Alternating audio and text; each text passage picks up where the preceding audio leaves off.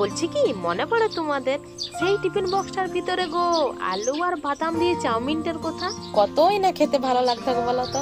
আমি কি করতাম জানো তো, তোমরা হয়তো শুনলে পরে হাসবে।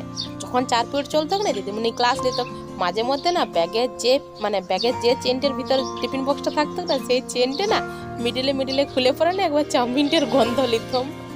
আবার শুধু এখানেই সীমাবদ্ধ থাকতাম নাই, দিদিমণি ক্লাস চলাকালীন না যদি দেখতাম বোতলে জল নাই, দিদিমণিকে বলতাম দিদিমণি দমে জল তৃষ্ণা পেয়েছে, সুন্দর বাইরে যেয়ে না এক বোতল জল নিয়ে চলে আসতাম। কেন বলো না, এ বাবা টিফিনে ঘন্টা পড়লেই তো চাউমিনটা খাবো। আর যদি আমার জলের চক্করে 2-3 মিনিট দেরি হয়ে যায় চাউমিনটা খেতে, তাহলে আমার কত বড় সর্বনাশ হয়ে যেত বলো দেখিনি তোমরা। তারপরে যখন এই টিফিনের ঘন্টাটা পড়তো আর দিদিমণি চলে যাওয়ার অপেক্ষায় থাকতাম আমি, যে দিদিমণি ক্লাসরুম থেকে একটা পা বাইরে করতো, সঙ্গে সঙ্গে টিফিন বাটিটা পার করে পরে যেই ঢাকনাটা খুলতাম গো, কি খাবার এত টেস্ট, মানে ধারণার বাইরে। আমি মানছি যে স্কুলে টিফিনের সময় খাওয়ার মজাটাই আলাদা, কিন্তু ইয়ার থেকে কোনটাতে বেশি মজা হতো বলো না, যখন আজকাল 1 পিরিয়ড পর স্কুল ছুটি হয়ে যেত, কত সুন্দর সবাই মিলে হ্যাঁ হ্যাঁ ফ্যাপে করতে করতে ঘর আসতাম বলো না। তার থেকে মজার বিষয় কি বলো না, টিফিনটা তো খেতে পেলামই, আবার ঘরে এসে ভাতটাও পেতাম। তো যাই হোক, এরকম সৌভাগ্য তো ডেলি হতো না। আমি এই টিফিনে চাউমিন খেতে এতটা ভালোবাসতাম যে মাসে অন্তত 20 দিন আমার টিফিন বক্সের ভিতরে চাউমিন থাকতেই হতো। আর যদি না পেতাম, ব্যাস কান্না জুড়ে দিতাম, লে কে কোথায় যাবি এবারে যা। আমার এখনো মনে পড়ে 5-6-এ আমি মোটামুটি অলমোস্ট প্রায় দিনেই চাউমিন টিফিন নিয়ে যেতাম।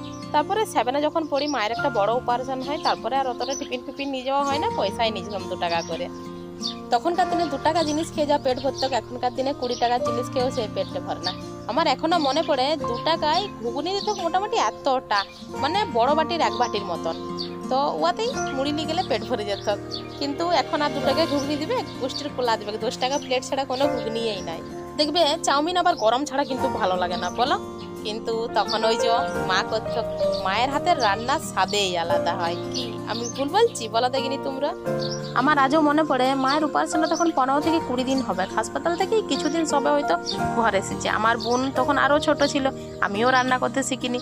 দিয়ে আমার বোন আমার মাকে একদিন বলছে, মা গো মুড়ি খেয়ে আর থাকতে পারছি নি, কত মুড়ি খেয়ে যাব বলো, যখন কি টিফিন হচ্ছে না, খুব খিদে পেয়ে যাচ্ছে, তুমি কালকে 2টি ভাত রেঁধে দেবে।